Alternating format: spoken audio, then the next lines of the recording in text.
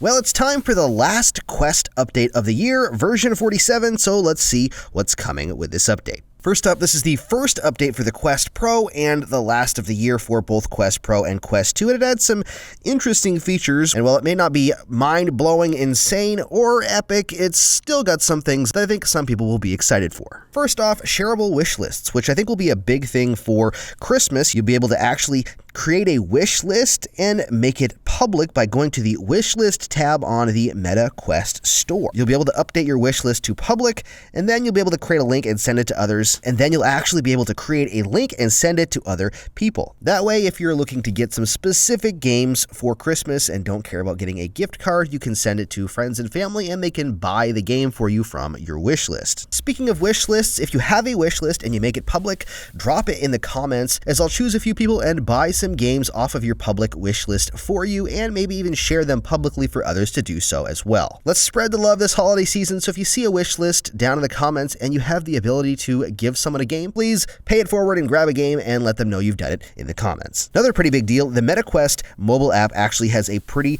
good update. They say it's winter cleaning when the reality is it needed to be stripped down and really redesigned. This is going to be putting VR friends at the forefront of the application. I will say it does look a lot more sleek and clean than the previous application. In these images, I don't have the update on my phone as of yet. For some reason, it must be a rollout. But anything that makes the process of jumping into a game with friends or looking for games that you want to buy mobily easier. They've even added the headset on the front page so you can actually see your battery level as well. Also, an update inside of the home environments on the Quest platform. You can now see your avatar in a mirror in the home environment. Again, this is a rollout and another thing that I don't have, but you can actually have a mirror as you customize your avatar using the new avatar store, which I also don't have.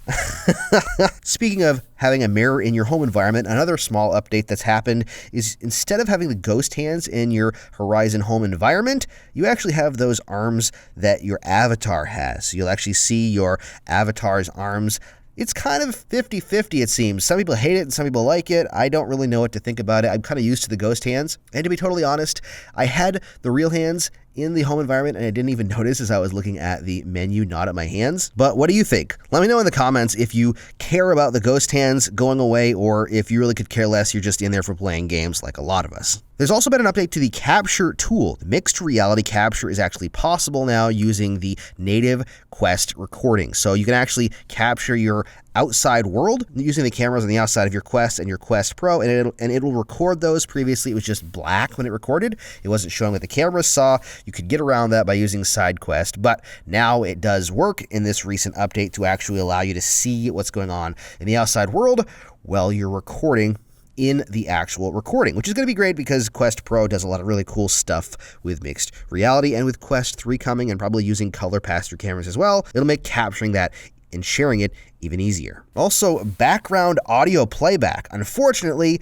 this is only available on the Quest Pro. Currently, I don't know if it'll ever come to the Quest 2, but right now you can actually go in and turn on background audio playback, which means you can have a podcast or music playing in the background using a different application as you're playing something like bowling or darts or whatever you want to play. You can actually load up a streaming application in your browser and then let that play while you jump into a game. I actually am very happy that it has it, but it's unfortunate that it only comes to the Quest Pro. Media sync is also apparently a thing now. I thought this was around before, but maybe it's something different now. And I've actually used it a couple of times as I've recorded in the Quest and then synced it to my app and edited it on my phone instead of going to my PC. So what it does is automatically sync with your mobile application, so you can actually download the video you recorded on your Quest 2 on your mobile device and edit it and share it from there. It's actually pretty convenient and it works pretty well. They're also adding in universal menu customization. That menu bar at the bottom, which they call the universal menu, you're going to be able to actually pin specific apps from your library for quick access, kind of like you do in like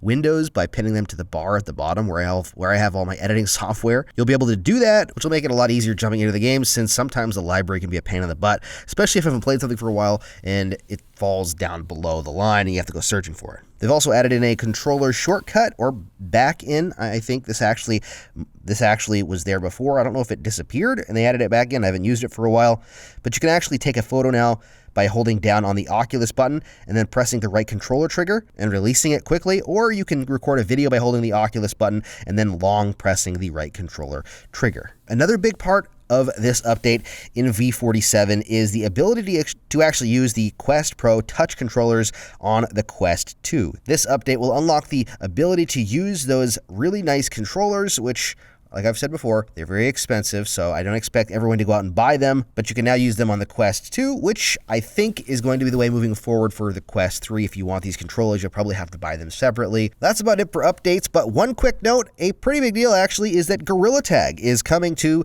the Quest store officially, and it's coming on December 15th. Well, there you go. That's all I've got for you today. Not a whole lot going on as we lead into the Christmas holiday season. What are your plans for the holidays? Are you going to enjoy some VR? What games are you going to enjoy? Please let me know down below. And there are some very exciting and big changes coming to the channel. Don't worry, the coverage of updates and games and all that stuff is not going anywhere, although you might see some changes on how it's presented and where it's going to live, but I'll still be doing that stuff. I am working towards doing bigger videos though, VR-related challenge type videos that are going to be over the top and a lot of fun, from the slightly crazy to the absolutely mad. And I'm going to use VR to do it. I think it's going to be a total blast, and I'm really having fun conceptualizing and starting to film stuff. So stay tuned for the future of BMF VR. It's going to be a blast, and I look forward to showing all of you what I've got going on behind the scenes. Again, as always, thank you so much for watching, and happy questing.